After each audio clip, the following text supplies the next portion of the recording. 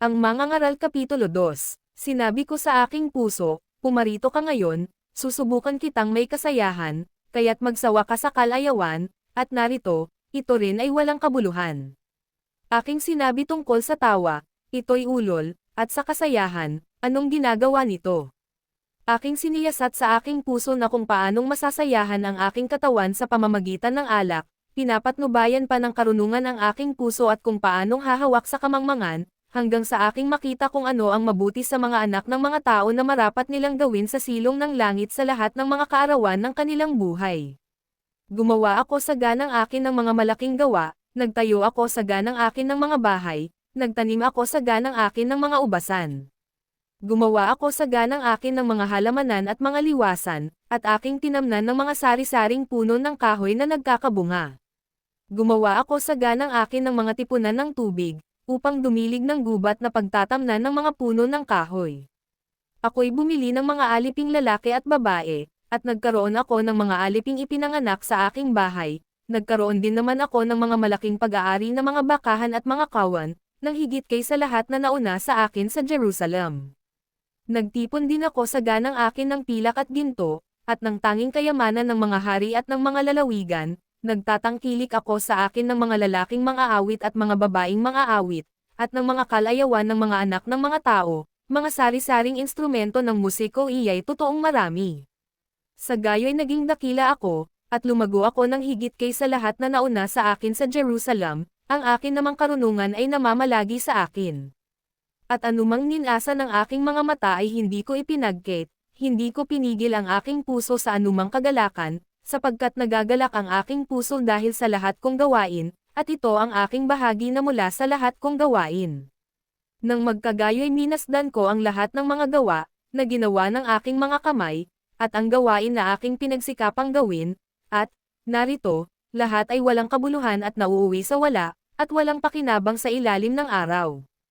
At ako'y pumihit upang masdan ang karunungan, at ang kol-ulan at ang kamangmangan, sapagkat ano ang magagawa ng tao na sumusunod sa hari. Sa makatuwid bagay ang nagawa na laong panahon ng nakaraan. Nang magkagayo'y aking nakita, na ang karunungan ay humihigit sa kamangmangan, na gaya ng liwanag na humihigit sa dilim. Ang mga mata ng pantas ay nasa kanyang ulo, at ang mangmang ay lumalakad sa kadiliman, at gayon may aking namalas na isang pangyayari ang nangyari sa kanilang lahat.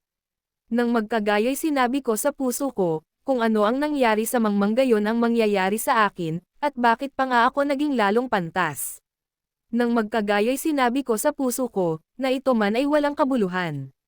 Sapagkat kung paano sa pantas ay gayon din sa mangmang, walang alaala magpakailanman, hanggang sa mga araw na darating ay malilimutang lahat na.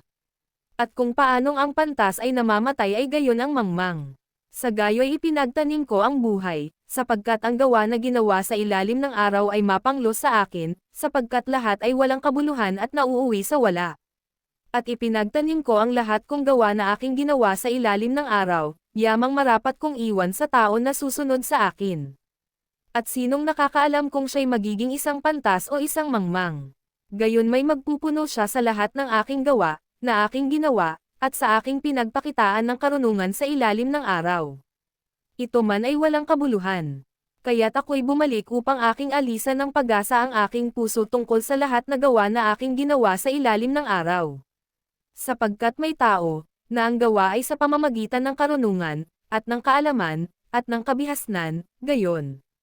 May sa tao na hindi gumawa ni yaon ay iiwan niya na pinakabahagi ni yaon, ito man ay walang kabuluhan at malaking kasamaan, sapagkat ano ang tinatamo ng tao sa lahat niyang gawa, at sa nais ng kanyang puso na kanyang iginawa sa ilalim ng araw, sapagkat lahat niyang kaarawan ay mga kapanglawan lamang, at ang kanyang pagdaramdam ay hapis, oo, pati sa gabi ay hindi nagpapahinga ang kanyang puso, ito man ay walang kabuluhan, walang maigi sa tao kundi ang kumain at uminom, at pagalaking mabuti ang kanyang kaluluwa sa kanyang gawa, ito man ay aking nakita na mula sa kamay ng Diyos, sapagkat sinong makakakain, o sinong makapagtataglay ng kagalakang higit kay sa akin, sapagkat ang tao na kinaluluguran niya, binibigyan ng Diyos ng karunungan, at kaalaman, at kagalakan, ngunit ang makasalanan ay binibigyan niya ng damdam, na magpisen at magbanten, upang maibigay sa kanya na kinaluluguran ng Diyos, ito man ay walang kabuluhan at nauuwi sa wala.